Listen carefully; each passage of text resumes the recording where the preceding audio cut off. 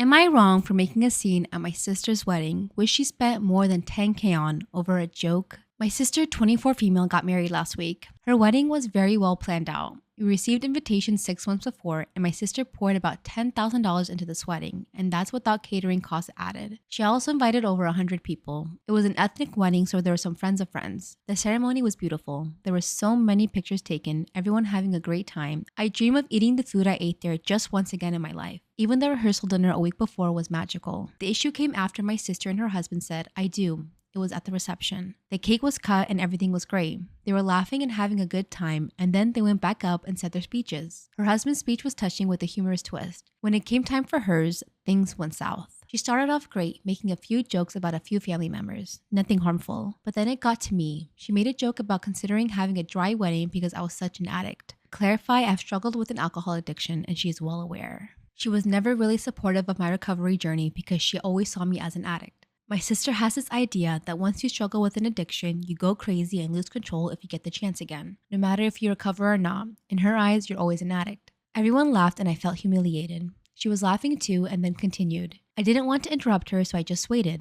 I felt like crying and screaming at the same time. It was a rage yet sadness I'd never experienced before. After her speech, I spoke up. I brought her somewhere private and I told her that I didn't appreciate her jokes and it wasn't funny and that I felt like she humiliated me. She got so angry and started yelling things like, "I have a whole wedding waiting for me back there. Who do you think you are to bring me here and waste my time? And it's just a joke. Don't be so pissy." She accused me of ruining her wedding and started screaming. She left back to the ceremony and I just stood there. Once I came back, everyone was staring at me and my sister was sobbing in my dad's arms. My dad proceeded to yell at me, telling me I ruined my sister's wedding and made a scene. I yelled back, and when I noticed a lot of people were watching, I got angry and left. Now all of my family's mad at me and they won't stop sending me text messages telling me I should apologize. I don't want to. So, am I the asshole?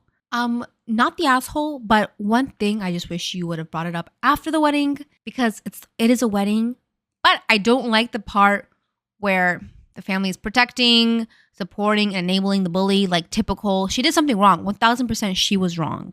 And honestly, she humiliated herself. Like she looks bad talking about you in that light. It's not a good look. Am I wrong for being disrespectful and telling my parents good luck with that when they tried to ground me? I live at home while going to university. I'm in my final year and I have a job lined up after I graduate. My parents have been charging me rent since I was 16. I have a small company that makes me about $60,000 a year. I started it in high school. It was one of the reasons I graduated early from high school and why I got attention from recruiters. My parents said that since I was earning adult money, I could take in adult responsibilities. I thought that was fair, so I paid for all of my stuff starting at age 16. Not university. I got a scholarship, and the rent they charged me was a minor $300 a month. But I basically considered the room to be completely mine after that. I kept it tidy because I like it that way. But they had no say for when I cleaned it, for when I did my laundry, other than to not do it at a time where it would disturb my family. I bought food for myself and ate it when I wanted. They tried to say I was separating myself from the family, but I saw it more as having my own schedule. This year for spring break, I went down to Mexico with friends. My parents were upset because they were hosting a big Easter family get-together. When I got back, they said I was behaving badly for not being around for a family gathering. I said it was my last spring break in university and that I was not responsible for their schedule. They said I was grounded and I laughed and said good luck with that. I went to my room and locked the door. They tried banging on it for attention, but I'm done. My grandfather came over to talk to me. He is the one who helped me get the company started and he is always there for me. He said that I was rude to my parents when they were trying to be there for me. I asked him how much rent he charged my mom when she lived at home. He said it was ridiculous to think he would charge his kids rent. I told him that I had been paying rent for 4 years. He went into the house and I heard a fight. When he came out, he said that I need to treat my parents with more respect, but that since they are my landlords, they do not have a say over how I spend my time. I'm avoiding my parents for now, and I'm renting an Airbnb right now until I graduate. I took everything that was important to me, and I left $600 for the last 2 months I had planned on being there. They keep calling me, but I'm currently getting ready to move for a new job. I don't have the energy to deal with them. I was already on your side when they started charging you rent at 16.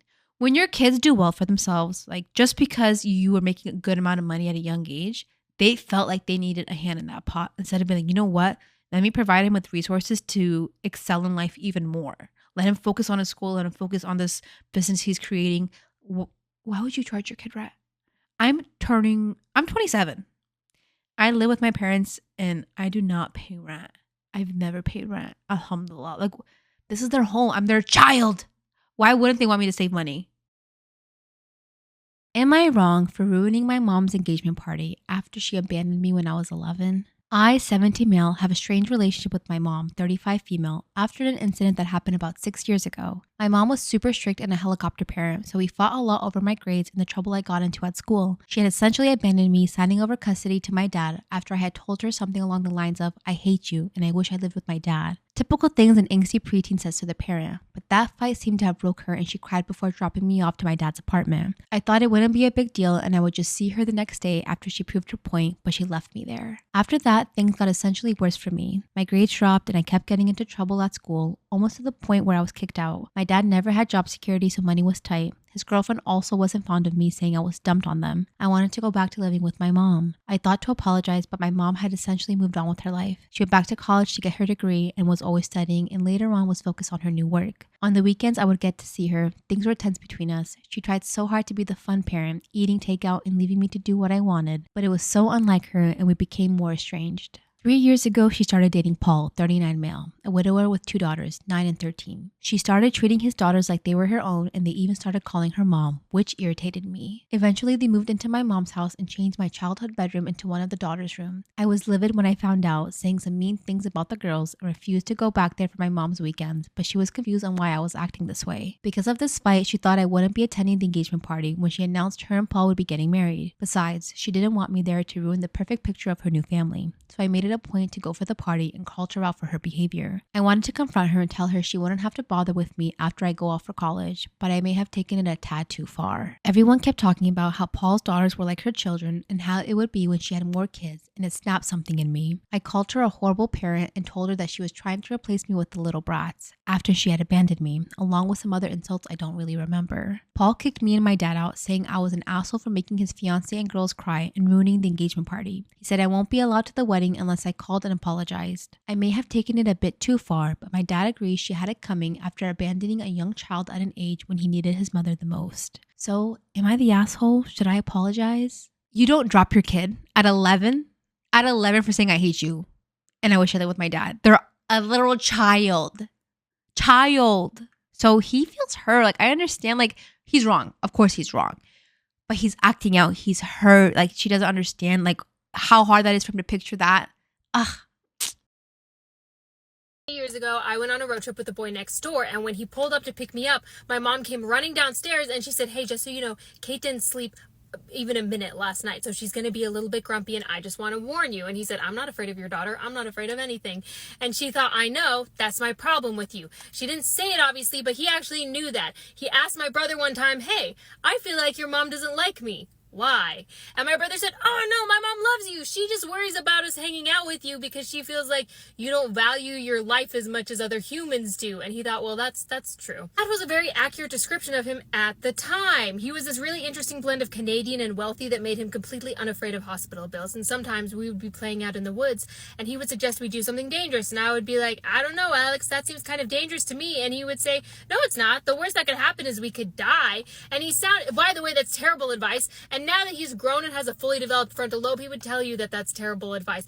But at the time, he just seemed so confident and so nonchalant about everything. And so he almost died a lot of times. And when my mom was worried about us going on a road trip together, my dad was like, "Listen, I think she's safer with him than most people because God could have taken him back at any time he wanted to. I don't think they want him on the other side." And my mom thought, well, that's true. And she let me go on this road trip. And it is January. In Eastern Washington, we're driving, well, not yet. We're driving through the Cascade Mountains, okay, to get to Eastern Washington. He was blasting Max AC, which I thought was really weird. But I thought, you know, he's the driver. And growing up in my house, the driver always got to control the heat or the AC. So I just put on a sweater. And it got colder because, again, we're in the mountains. There's snow. It's January. He's blasting AC, and so I put on my scarf, and then I put on my coat, and then I put on mittens, and then I was bundled up like a marshmallow, and he somehow didn't notice because he was trying very carefully to drive us through these icy mountains in this rickety ass car. So I was in my full snowboarding get up, and he didn't even notice. He was telling me this story and saying, "Yeah, so what happened was I dove off the cliff into the water, right? But I didn't judge the distance very well,